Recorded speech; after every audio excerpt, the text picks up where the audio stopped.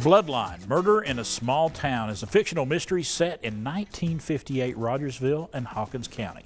And this morning we want to welcome Bill Sanders, the author of this intriguing book, to Daytime. Good morning, sir. Good morning. Thank you for having me. Let's talk about this. Not your first novel. Let's talk about your first one, Rostrum. It's getting ready to be made into a film, possibly. We are starting the marketing process to make it into a film. Yes. So that'll be kicking off here probably in the next month. That's fantastic. Well, let's look forward to this new book, Bloodline, Murder in a Small Town. You had a very interesting story, an anecdote that you wanted to share about how you wrote this story.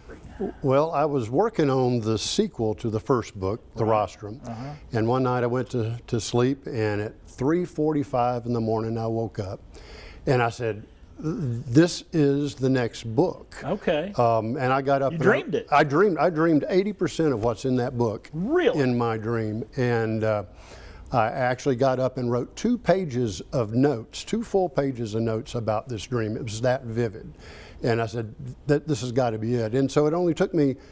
I did a little bit of research on the area, and then it only took me 2 months to write the book. 2 months. 2 months. From start to finish. From the dream to from finish. October to February being published. Well, kind of give us a synopsis. I don't want to give the whole story away, but kind of give us a synopsis. I mentioned a little bit there. Set in 1958, Hawkins County, Rogersville area. Kind of flesh that out for us a little bit. Tell us more about it. Okay, it's murder mystery where a special agent from the Tennessee Bureau of Investigation from Nashville is brought in to look at a suspicious suicide. And as they look into it, they determine it was murder.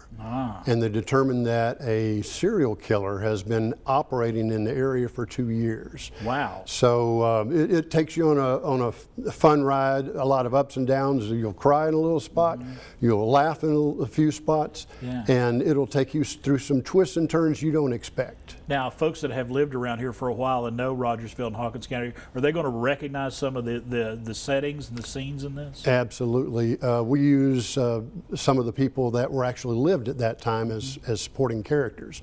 One was Dan Anderson, who is the sheriff, and I talked to his daughter, and she gave me some aspects of him for his character. And I had her read it. She was like the 3rd person to read the book. Okay. And she said it was like walking down memory lane. Oh, wow. Some of the places and people that we put in there.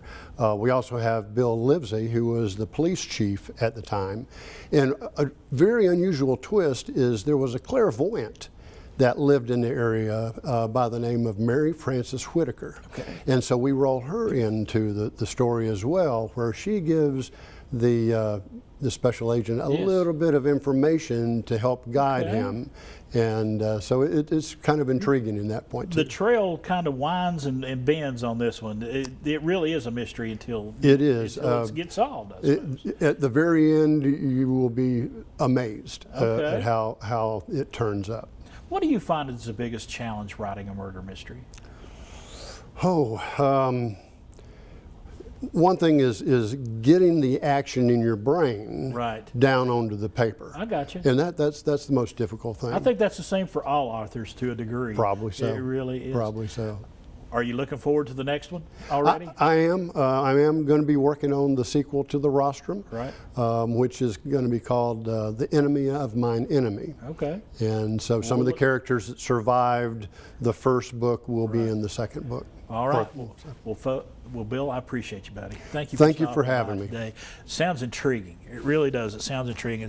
Bloodline, Murder in a Small Town. It's out right now. You can get that at Amazon.com. Look for it. Also look for The Rostrum as well.